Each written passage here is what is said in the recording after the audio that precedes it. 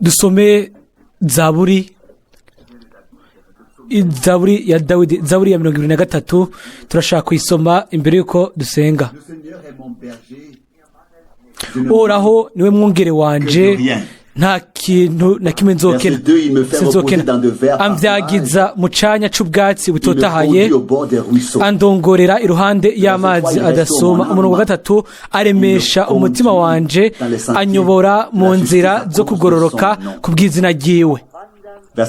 Umurongo wa 4, mbere naho noca mu mwonga w'igitutu c'urupfu sinzogira ikibi ntinya, kuko uri kumwe nanje. Inyobozo yawe n'ubuhiri bwawe nivyo bimpumuriza. Umurongo wa 5 ngo untegurira ameza mu maso y'abansi banje, wansize amavuta mu mutwe, igikombe canje kirasesekaye. Umurongo wa 6, nukuri ibyiza n'imbabazi bizonyumako iminsi yose y'ukubaho kwanje, nanje nzoba mu ngoro y'Uhoraho ibihe byose. Gushikano iri jambo ry'igiciro ry'umuntu w'Imana, byumvira yuko iri ni ryo sengesho ryacu. Natwe ntidushobora kwibuza gusemerera aya majambo tukavuga duti Uhoraho niwe mwungere wanje sinzokena. Nimba tugendana n'umwami, nta kintu na kimwe tuba dufise dutinya, ntituba dufise ibyo guhagarika umutima. Nubwo uyu muntu akomeye w'Imana yahuye n'ibigeragezo, ibyago byinshi, nubwo biri uko ntiyigeze atakaza ibyizigiro byiwe, kwizera kwiwe, ariko yama abikomeza, akabikomeza mu Mana nzima. Ibyo nivyo natwe dushobora kuvuga muri no minsi, kuko tubaye neza ku iyo nyene yarabayemwo, mu iyo nyene yarabayemwo. Abantu n'ubundi bayikundi, ahubwo ntibabaye neza ukundi, ahubwo bagiye kuba babigusumba. Dutegerezwa kumbure guca mu bintu bimwe bimwe, ariko tuguma tumatanye n'uyo atwitwararika, kandi iyo ni Imana nzima, ni Imana y'ubwoko bwayo, kandi yicaguriye ubwoko mu mahanga, kandi yakoranije ubwoko bwayo bwa Isirayeli. Ibyo byose turabibona, tukabibonesha amaso y'Imana kubw'ubuntu bw'Imana. Baciye mu bigeragezo bimwe, ibibazo bimwe, natwe duca mu bibazo bimwe, ariko turamuriye amaso Imana nzima. No kuno mugoroba naho twaje kugira ngo dusenge Imana yacu. Umwami niwe Uhoraho, niwe mwungere wanje sinzokena na kimwe. Imbere muri we Dawidi yari gushobora kuvuga akakekeranya,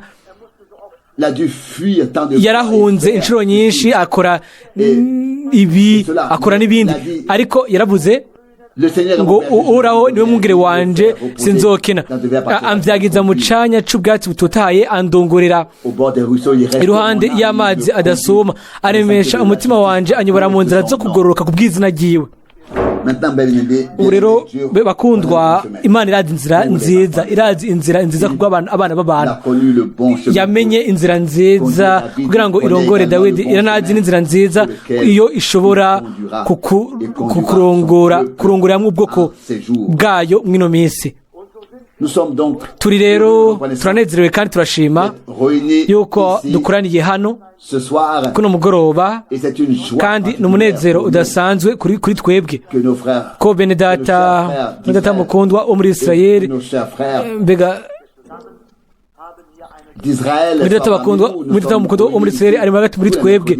Tuba dukoraniye hano ku gatatu minsi yose kubw'isaha imwe yo gusenga no kubwo gushimira Imana yacu, kandi turibuka minsi yose, turabibuka mu masengesho yacu, kandi turibuka ubwoko bwose bw'Abisirayeli, turibuka ubwoko bwose bwo mu isi yose imbere y'Imana nzima. Ubu rero turashaka guhaguruka hanyuma dusenge Imana.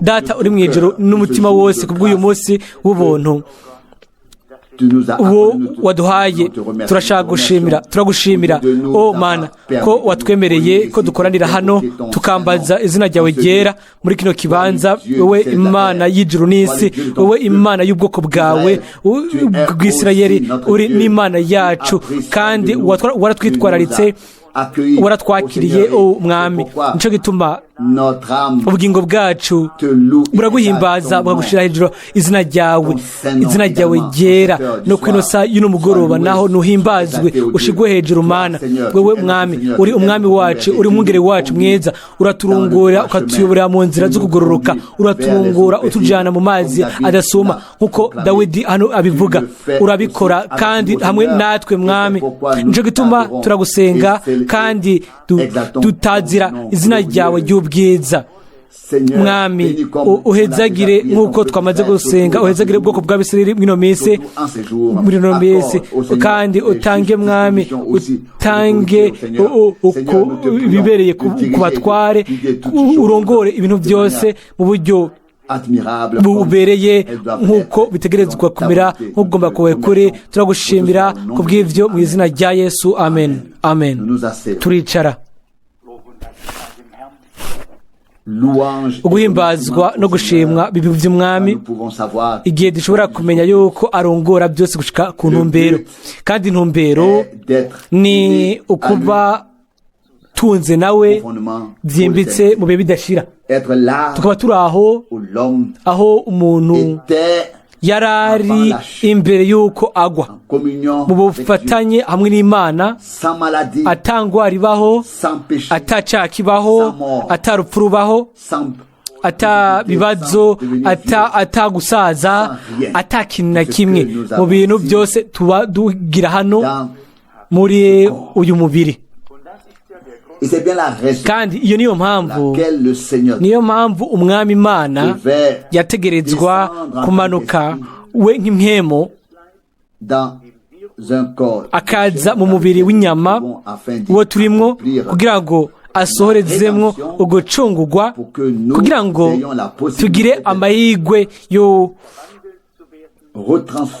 gusubira kugirwa ukundi ko uyu mubiri w'inyama uzocika umubiri w'umwemu ubusanzwe iyo nico kintu cyo gucungura woshobora nduduro yo gucungura wovuga byinshi kubijanye n'uwo mutwe ariko byose biza bikipfunyiriza mu indunduro ngo Imana ubwayo yigize umuntu kugira ngo igarukana abantu mu mero iyo Imana yari yabahaye bihe byose rero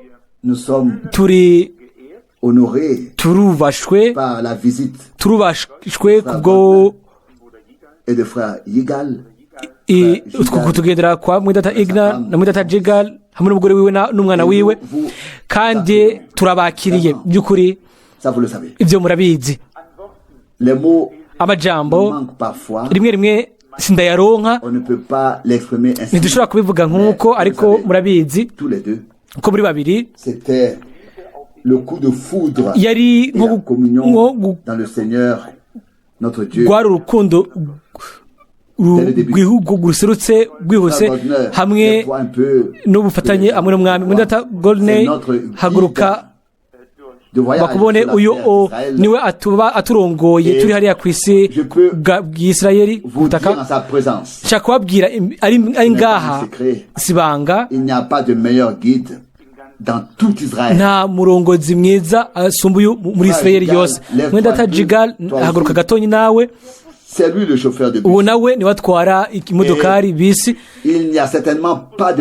nta nkeka nta mushoferi mwiza wo muri atwara amabisi nkawe muri Isirayeli Imana ibahezagire hagati muri twebwe murakoze hobaho imirongo myinshi yo gusoma muri Bibiliya turiyumvira mu buryo budasanzwe ku murongo wo gusoma byagezwe aho Imana ivuga ngo ni hehe kwino si wosanga irindi hanga iryo Imana yacaguye agahanga gato mu mahanga yose ariko ako yagakoreye ibihambaye izo nizo nzira z'Imana turabye inyuma kuri Aburahamu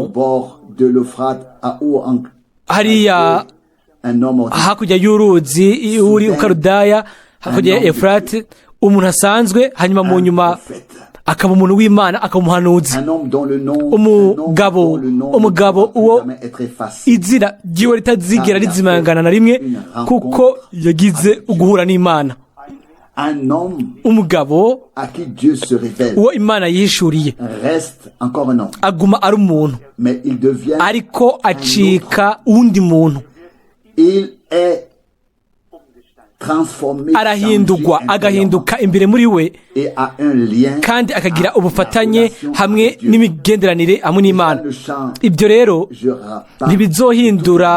ntibizohinduka ibihe byose bidashira. Nous écoutons Iyo ainsi les twumvirije informations. nk'uko amakuru Je n'ai pas pu le faire aujourd'hui. uyu munsi sinabikoze, Mais nous ariko savons turabizi bien ce qui se passe. turabizi ibiba, Et nous kandi connaissons aussi les projets des turazi politiciens. n'imigambi abanyepolitiki bafise, ariko Imana yo iravuga Qu'ils fassent ngo un projet, nibagire imigabo yabo, je le réduirai à néant. nanjye nzoyihindura ubusa. Et Dieu réduira à Imana izohindura ubusa néant le projet imigabo y'abanyamahanga, et il fera son kandi projet de izokora salut. umugambi wayo w'agakiza, Car le projet de salut kuko de umugambi Dieu n'est pas seulement un w'Imana si umugambi gusa, C'est un projet de ahubwo ni salut, umugambi un w'agakiza, dessein de ni salut. inama, umugambi w'agakiza.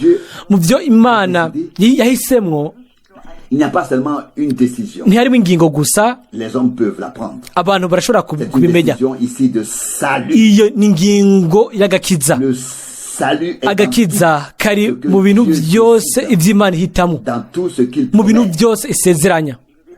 Dans l'alliance Mu isezerano d'Abraham, hamwe na Aburahamu il y avait des hari promesses. amasezerano, hari agakiza, umugisha, Tout était inclus byose byari birimwo dans l'alliance. mu isezerano. Et j'ai pensé Hanyuma niyumviriye ku iryo jambo igihe ubwoko bw'Abisirayeli bwasohoka buva muri Egiputa. en fait ce sont deux pensées. Mu by'ukuri ni ibyiyumviro bibiri byankoze ko cyane ku mutima. Ubwa mbere ni uko twaririmbye amaraso y'umwagazi w'Imana, J'aimerais justement n'uwo gakunze gusoma imirongo yo muri Tora, ndayisomera bagenzi bacu kugira ngo bamenye ico ivyo byari bisiguye mu gihe ca Mose. Ariko ikintu ca mbere cankoze ko ni mu Kuvayo igice ca 14, Exode 14, mu Kuvayo igice ca 14 il est dit au haravugwa verset hano ku murongo 20, ku murongo du verset 27. wa 27. Moïse étendit sa main Nuko Mose arambura ukuboko hejuru la mer y'ikiyaga, et la mer retourna ikiyaga à son ancien gisubira lit muri nyina au lever du jour, umutwenzi tandis que les utambitse, Égyptiens maze abanyegiputa bagize ngo s'enfuyaient barahunga. à sa rencontre. Et le Seigneur Uhoraho précipita abacurikiraniriza au milieu hagati de la mu kiyaga. mer. Verset 28, car Umurongo wa lorsque les eaux 28. se Nuko retirèrent, nuko amazi elles asubirayo couvrirent les chars arengera imikogote n'abagendera ku mafarasi Pharaon, imbere n'ingabo za Farawo entrés dans la mer, zose zari zigiye mu kiyaga zikurikiye Abisirayeli, d'entre eux ne resta ntiharokoka en vie. n'umwe muri bo. Mais les Israélites Ariko Abisirayeli avaient traversé la mer à pied sec, baciye hagati mu kiyaga nk'abaca ku musozi n'ibirenge, était comme un mur à maze leur droite amazi et ababera à umurombero iburyo n'ibumoso. verset 30. Umurongo wa Mais c'est que 30. le Seigneur sauva les Israélites Uko ni kuraho yakirije Abisirayeli kuri uwo munsi abakura mu maboko y'Abanyegiputa, Israël vit maze Abisirayeli bibonera au imibyimba bord de la mer. y'Abanyegiputa irambaraye ku isesero ry'ikiyaga.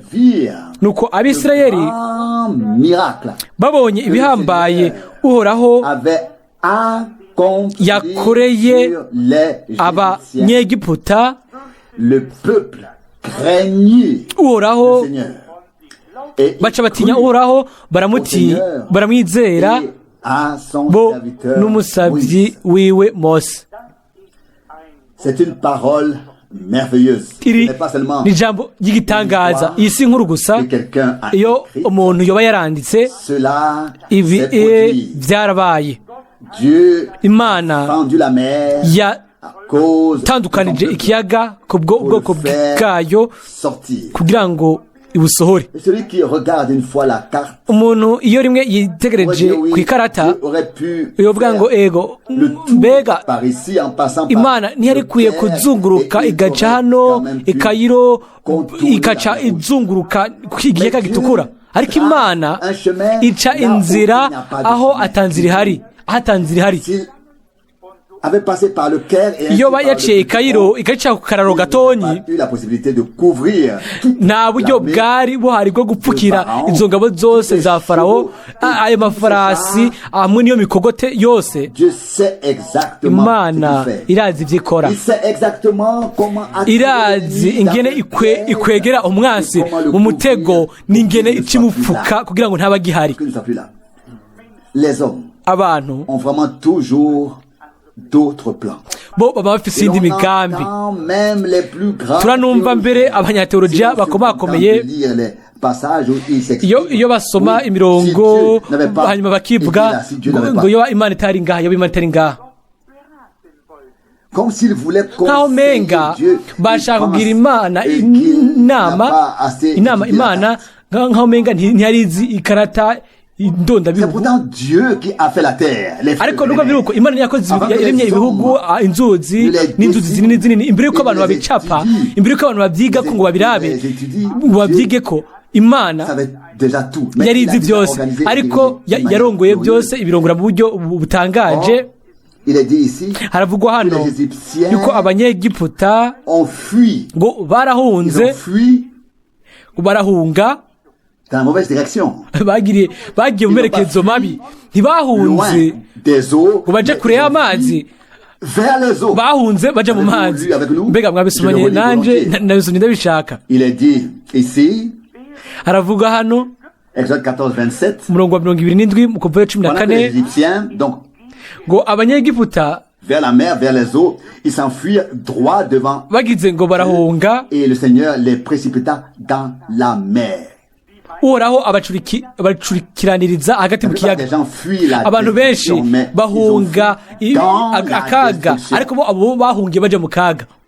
Il n'y avait pas d'échappatoire. Nta hari go guhungiraho bo bari Car ils bafise, s'étaient kuko rebellés contre le bari peuple du Seigneur. bagabitanirije ubwoko bw'Imana, kandi Imana yacisha ubwoko bwayo bo bagenda n'ibirenge ahumutse, mu gihe Abanyegiputa Noyés. Verset 31. basoma nturi. Quand les Haravuga rero ku murongo wa 31 ngo nuko Abisirayeli babona ibihambaye, igitangaza gikomeye ico Uhoraho yakoreye ku Banyegiputa, Le peuple ngo ubwoko buca butinya Uhoraho, et ils crurent au baramwizera Seigneur en Moïse. kandi bizera n'umusabyi wiwe Mose. Ubwa mbere J'ai été frappé par une parole. hari ijambo ryankoze ko iryo mu isezerano rya kera, est l'un des nombreux passages où ni imwe mu mirongo myinshi iyo ego ni imwe mu mirongo myinshi ishinga intahe ku bijanye n'agakiza biciye mu maraso. Mu kuva 12 il est dit haravuga ku murongo verset 3. wa gatatu, Verset 3. Murongo Donnez à gatatu. toute l'assemblée d'Israël nimubarire ikoraniro ryose les ry'Abisirayeli instructions suivantes. Le 10e jour, ku munsi ugira 10 w'uku kwezi, prenez chacun un agneau, umuntu wese yiyabirire umwagazi w'intama famille. Alors, vous uko amazu ya base angana. Murashaka gusoma ibibandanya, byari bikwiye yuko ucukererwa. Umurongo w'indwi acavuga ngo prendront ensuite un peu de ce sang, baheze babire ku maraso, l'appliqueront sur les deux montants, bayasige ku bishimajyango byombi sur le linteau des no hejuru y'umuryango w'inzu yose le repas. bawuririyemo. Verset 8. Umurongo Ils w'umunani, mangeront ensuite la chair bajye inyama zawo cette même muri iryo joro nuit-là. nyene. Puis peut-être du verset Kumbure ku murongo wa 12 car je marcherai cette nuit-là par le Kuko pays d'Égypte. muri iryo joro nyene nzoca mu gihugu ca Egiputa nkica abana bose b'imfura bo mu gihugu ca Egiputa uhereye ku muntu no ku gitunzwe Et j'exercerai un jugement contre tous les kandi imana z'abanyegiputa zose les dieux égyptiens, pardon. amateka nziciriye ko zose nzoyashitsa nduhoraho. Umurongo wa 13 Sur les maisons amaraso où vous trouverez ku mazu murimwo sera azobabera ikimenyetso pour votre protection, car quand je verrai le sang nanje aho nzobona ayo maraso passerai, nzobarengana nta je cago passerai sur vous en vous kizobaza ko et vous ngo ne kibarandure. serez pas atteint d'une destruction mortelle quand je frapperai le pays. igihe nzotera igihugu ca Egiputa. Nous voyons donc que lors de la turabona rero yuko sortie d'Israël mu gihe cyo d'Égypte, gusohoka ca il gusohoka muri Egiputa fallait égorger l'agneau pendant la nuit. umwagazi wari ukwiriye gukeregwa mu ijoro hanyuma bagashiraho amaraso ku bishimajyango kugira ngo umumarayika yica arengane.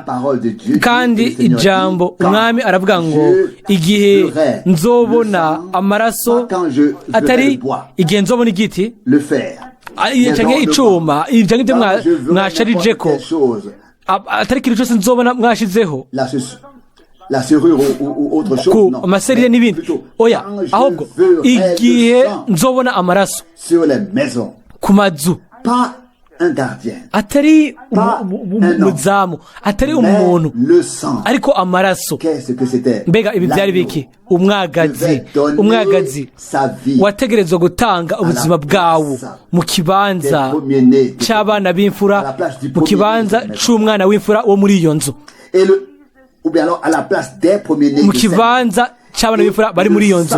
de cet agneau devait être amaraso appliqué sur les montants de la porte. y'uwo mwagazi w'intama wategerezwa gushaka ku gishimajyango. Aho rero umumarayika yica nta kintu kimwe ashobora kugira umwana w'imfura, kuko umwagazi w'Imana waba wamenye amaraso, waba watanze ubugingo kubwo uwo mwana w'imfura ari mu nzu. C'est pourquoi Nico gituma Kristo l'agneau de Dieu umwagazi w'Imana appelé yitwa umwana w'imfura, yitwa umwana w'imfura. Yohana yaravuze ngo ngoyo umwagazi w'Imana akora icaha c'abari mw'isi. Byari bikwiye yuko atanga ubuzima bwewe, yuko atembesha amaraso yiwe kugira ngo ntitwicwe ngo tunigwe n'urupfu, utangwe mu rupfu, ariko ku bw'ubuntu bw'Imana dushobore kwakira ubugingo budashira, dukorere umwami Imana yacu.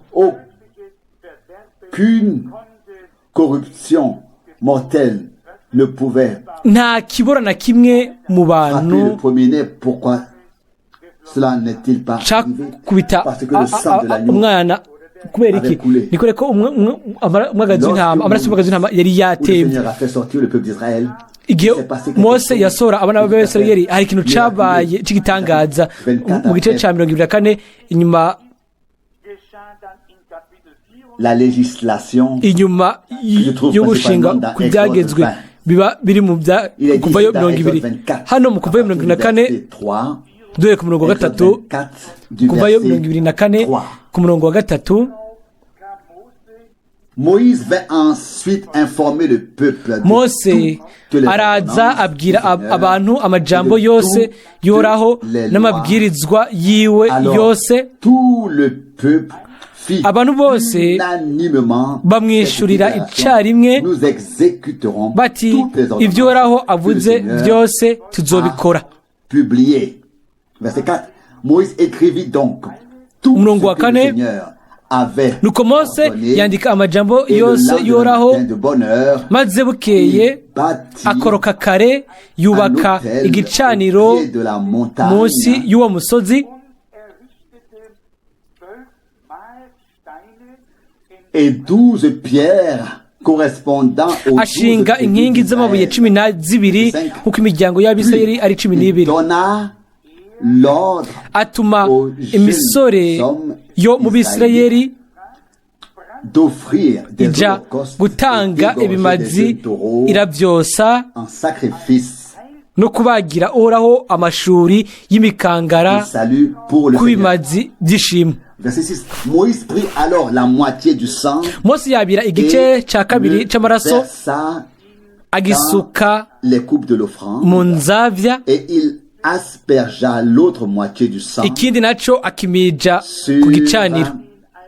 l'autel. Verset 7. Ensuite, umurongo w'indwi il prit le livre de araheza yabira et igitabo le cy'isezerano lut à haute voix agisomera abantu, au peuple agisomera et il hejuru, déclarèrent, baramubwira nous ferons bati, tout ce que le Seigneur a ordonné. ivyo uraho avuze byose tuzobikora kandi tuzomwumvira. Moïse, umurongo w'umunani maze mose alors Moïse nuko rero ensuite maze prit mose le sang et yabira ya maraso le peuple ayamija en abantu, s'écriant, arababarira, araseberera ceci ati ngayo amaraso y'isezerano que le Seigneur uhoraho a conclu asezeranye avec vous namwe sur la base de nk'uko tous ayo ces majambo commandements. yose ari. Ainsi, la conclusion de l'alliance uko rero avec ugucirwaho Israël kw'isezerano ry'abisirayeli hamwe n'imana est entrée en vigueur, byatangiye gukora, byagize inkomezi, a pris force de loi grâce Bya- au sang versé. komejwe mu byagezwe ku bw'amaraso. Grâce au sang versé. bitangura gukora ku bw'amaraso amenetse. Isezerano ritagira amaraso ryari kuba ari isezerano ry'abantu. Une alliance avec l'asservissement, la vie exposée, le sang ubuzima versé à ubuzima l'unification bwamenetse, ubuzima divine au fond, amaraso yamenetse depuis birafite icyo bisigura. la chute guhera du igihe jardin d'Éden, guhera umuntu aguye, Dieu le Seigneur Umwami Imana a revêtu les premiers hommes de peau yambitse animale abantu ba mbere uruhu rw'ikoko yishe, kuko imbere y'uko Imana ironka urwo ruko bagira ngo yambike abo bantu, byari bikwiye y'uko igikoko gitakaza ubuzima. byari bibereye ko hari igikoko kibura ubuzima kugira ngo urwo rukoba ruboneke. Guhera ku ntango, guhera mu itongo rya Edeni, guhera ku kugwa, Imana yararetse harumvikana biciye ku bimazi byinshi yuko amaraso yategereza gutemba kubwo ukwiyuzuza, kubwo burinzi hamwe n'agakiza. Ibyo byose bigaragaza isezerano rishasha twoshobora gusoma mu mavanjiri 4, kandi haranditse ngo bakiri mu iriro bajya bya pasika, umwami afata umutsima awushimira Imana, arawumanyagura, arababwira ati mwakire mujye mwese, uyu ni wo mubiri wanje utangiwe mwebwe. Hanyuma afata igikombe aragihezagira, hanyuma agiha abigishwa biwe, arababwira ati aya ni amaraso y'isezerano rishasha mu maraso yanjye. Mbega byari biki? Yari kuva mu isezerano rya kera dushika mu isezerano rishasha.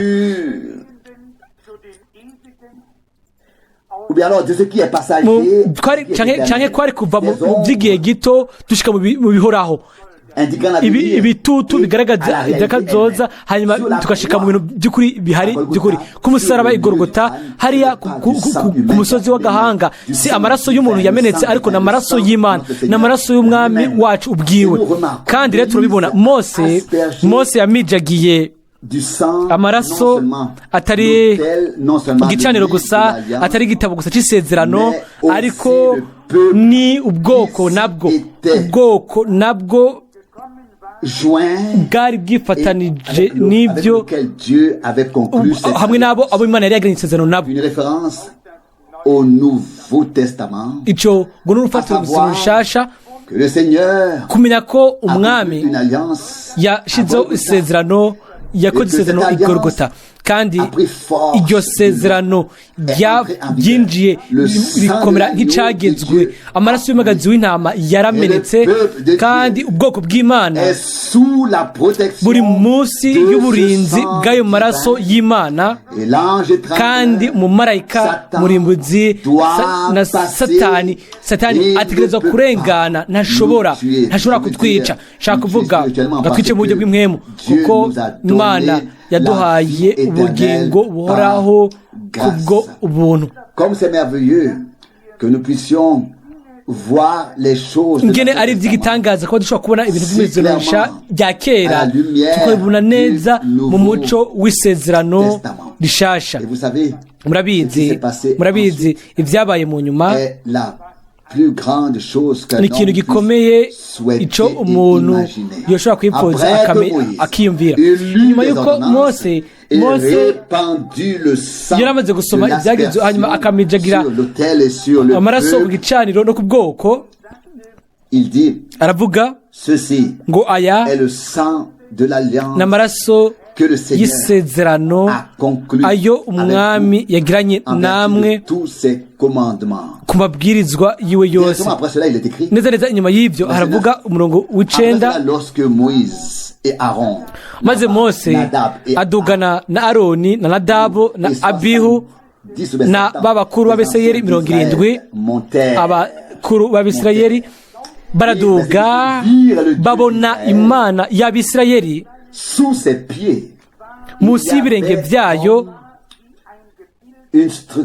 hameze nk'umusezero w'amabuye yitwa safiro usa n'ijuru ubwayo iyo giharanguye ngo ryakaka umuco waryo, kandi abakuru b'Abisirayeli ntihagira icyo ibagira. nuko birabira Imana, baranywa, barajya, baranywa. hano Imana yerekanye ko abaturanijwe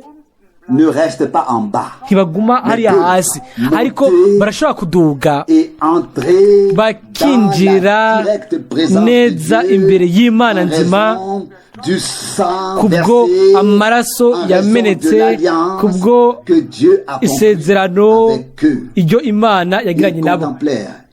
baritegereje babona Imana y'Abisirayeli, kandi biravugwa neza uko byari bisa, ngene munsi y'ibirenge byiwe ngene hari hasa, ngo hari hasa nk'aho umusesero w'amabuye y'agaciro yitwa safiro, ngo canke usa n'ijuru ubwaryo iyo giharanguye ryakaka cyane. ijuru ryari ryamanutse ricira bugufi isi. umwami Imana wenyine ubwiwe yaramanutse ku musozi Sinayi, kandi ubwoko bw'Abisirayeli nabwo bwumvise ijwi ryayo riva mu ijuru, nubwo yari hagati muri bo hariya ku isi. murashobora gusoma gusura mu byagezwe no muri Nehemiya naho ko yumvikanishije ijwi ryayo iri mu ijuru, riva mu ijuru, kandi yagaragaje ubwiza bwayo hano ku isi. Nehemiya igice c'9 umurongo wa 13, tu es descendu sur le mont Sinaï, tu leur as parlé, uramanuka uhagarara ku musozi Sinayi, uvugana nabo uri mu ijuru, ubaha amateka agororotse n'ibyagezwe by'ukuri n'ibyashinzwe bo n'amabwirizwa by'agahore. uko turabona yuko Imana yaramanutse iva mu ijuru ishika ku musozi Sinayi, ishurayo ubwiza bwayo, hanyuma ibwigisha ubwoko bwayo.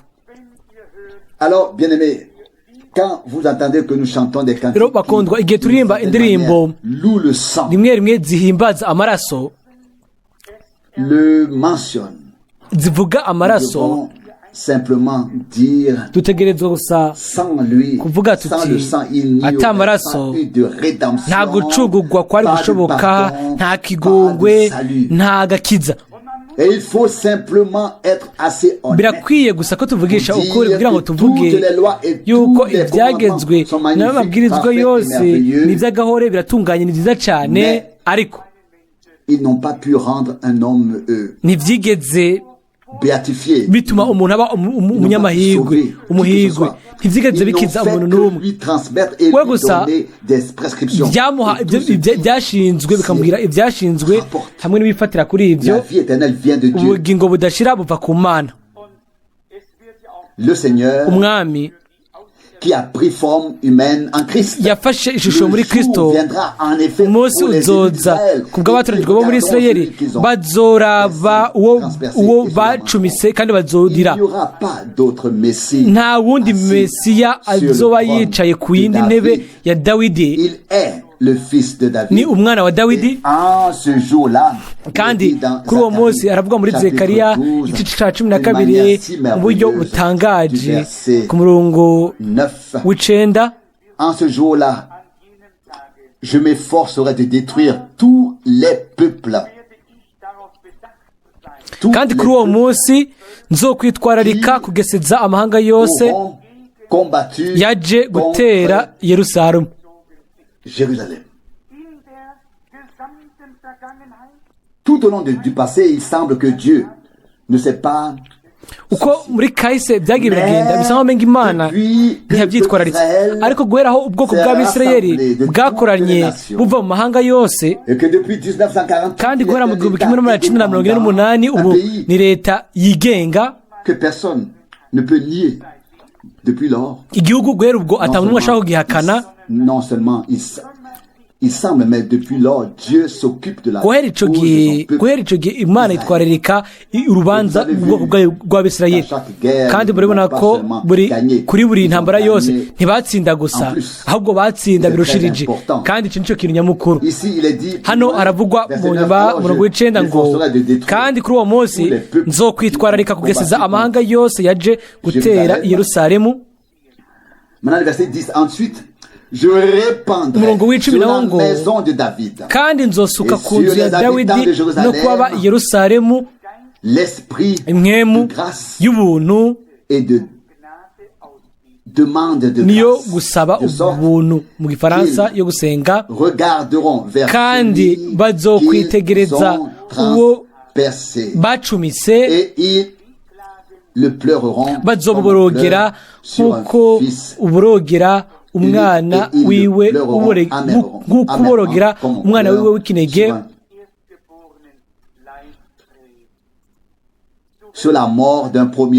babugware akabonge nk'ugwazwa n'imfura yiwe. ryari igihe umwami uhoraho azotikiza abazoba baje kurwanya Abisirayeli, igihe azokwitwararika kugeseza guhagarika ukubaho kwabo. muri ico gihe azosuka mwemu w'ubuntu kuri Isirayeli, kandi que je voudrais en fait vivre d'en haut. umunsi nashaka kubamwo ndi hariya hejuru, le peuple d'Israël, aho ubwoko bw'Abisirayeli, abayuda by'ukuri abamatanye n'ibyo abahanuzi bose bavuga, igihe mu buryo bwihuse icitwikirizo kizova ku maso yabo, hanyuma bagashobora kumenya uwo Mesiya, uwo Yesu w'i Nazareti, ati wa wundi yari yavugishije ba data ku musozi Sinayi, umumarayika w'isezerano, uwo Maraki avuga mu gice cya 3 ku murongo wa 1. mbega mwiyumvira iki? mwiyumvira iki ko kwazoshika iki? uzoba ari umubabaro, azoba ari amarira. bazovuga bati mwami, ati yaba twaramenye ntitwokabaye twarakoze ibintu nk'ibi, ntitwokabaye twaragusozuguye, twokabaye twarakwemeye. tubabarire, tugira akagongwe kugira ngo Et le Seigneur dira, kuba twaciye comme nk'uko ku ruhande Joseph l'a dit à ses frères, umwami azobabwira nk'uko yosefu yabwiye ne bene vous se disputez plus, ati ntimwishwanire ne ntimukarire vous découragez pas. ntimucike intege Cela ibyo byose est arrivé à byashitse cause de vous. ku bwanyu Il essuiera azohanagura amosozi yose ku maso yabo kandi azokwigaragariza abiwe mu buryo bw'igitangaza. Ce n'est pas encore le moment, mais cela ntikiraba igihe ubu ariko peut-être demain. Ce sera kumbure peut-être déjà demain. ejo hazoba rero N'est pas encore uyu munsi le temps. Aujourd'hui, les ntikiraba igihe ne sont pas encore uyu munsi abansi ntibaraneshwa Israélites ne uyu munsi peuvent abisirayeli le voir. ntibarabibona. C'est prévu dans le plan de mbere salut de mu Dieu. mugambi Nous w'agakiza ne pouvons w'imana que nous exclamer twebwe avec le grand twosemera gusa n'uriya muntu akomeye w'imana pawulo ngo mbega ingene inzira zawe ari zigitangaza ese ingene ibyumviro byawe bidatahuritse niriyo tahura ibyo byose ni gusa mu mutwenzi w'ibihe bidashira igihe dushobora kuraba inyuma niho tuzotahura byose. Pas une question ne restera sans réponse. nta kibazo na kimwe kizosigara kidafite inyishu mu bihe bidashira byose bizoba byumvikana imbere yacu. Nous saurons pourquoi tel ou tel tuzomenya ni kubera iki kintu n'iki byabaye muri buno buryo canke mu bundi buryo, kandi tuzoshobora guhimbaza umwami imana yacu n'umutima wacu wose. Aduhezagire kandi abane natwe twese mu bisanzwe. nashaka gufatira mu ncamake ku gutera intege kwabaye uwa Mungu mu gatondo, mbega amahirwe, mbega ubuntu ko umwami akivuga. ahantu nari nabishize kugira ngo nzi ndabyibuke, none si nkibibona, ariko turashimira cyane Imana. Turagiye kuraba, turagiye kubona ibyo twumvise. Ntitwumvise imigani yaremwe, ariko twumvise ijambo ry'Imana, ijambo ry'ubuhanuzi hamwe n'amasezerano yose, ayo ari ego na amen, kandi tuzobona ibyo twizeye. Imana ni Imana yizigirwa kandi y'inyembabazi, igumye ijambo ryayo kandi n'amasezerano yayo. Izina ryayo rihimbazwe, rishigwe hejuru. Amen. Turahaguruka kandi dusenge mu ncamake. Ndagushimira n'umutima wose kubwo ijambo ryawe ryera kandi ry'igiciro. Mbega turi bande? Umukungugu imbere yawe, ariko nubwo biri uko wadukuye mu uwo mukungugu nk'uko waremye Adamu, natwe waraturemye, washize muri twebwe ubugingo buhoraho. Ndagushimira kubwo ibyizigiro bizima ibyo dufise biciye muri wewe, Imana nzima, umwami we wigaragaje mu mubiri kandi wadirishe ikigozi. Ntitwacunguwe n'ibintu bibora canke ifeza canke izahabu, ariko twacunguwe biciye ku maraso y'umwagazi w'Imana. Umwami dukunda, turagusaba kubw'abagenzi bacu, abakunzi bacu, mukiza, ese ingene mubarana nabo, kuko agakiza kava mu Buyuda. Mwami, turaguhimbaza. Inzira zawe ni iz'igitangaza, Mana ishobora byose.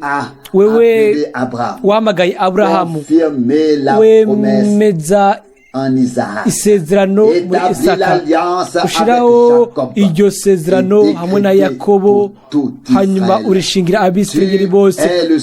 Uri wewe wenyine, niwe uri Imana y'ukuri wenyine. Turagusenga, niwe dusenga, kandi turaguha icubahiro Mwami. Ibyizigiro byacu biri muri wewe.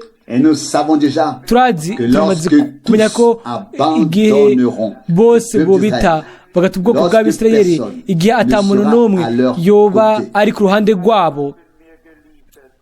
Lorsque les armes ne seront plus livrées, alors tu interviendras. Tu feras pleuvoir du ciel le feu et le soufre, bivuye mu ijuru umuriro n'amazoko, kandi uzozimanganya abansi, izina ryawe nirihimbazwe.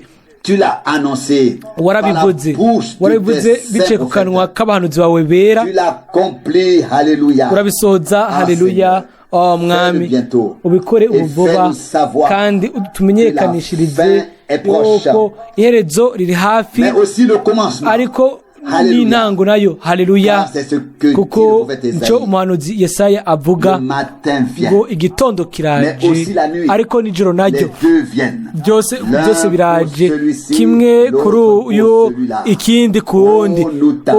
Turagusenga, urahambaye kandi uri igitangaza, inzira zawe ni z'igitangaza kandi zidaserangurika, ariko nubwo biri uko turaguhimbaza. Je te remercie également pour le ndagushimira kandi kubwo zaburi iyo twumvise ku ntango, uri umwungere, nturi umwungere gusa, ariko uri umwungere mwiza. Haleluya, ubwiza n'icubahiro bibe iby'izina ryawe. Watanze ubuzima bwawe ku bw'intama, nicyo gituma zigukurikira kandi zumviriza ijwi ryawe. Ugusengwa n'ubwiza kubwo izina ryawe ryera. Amen.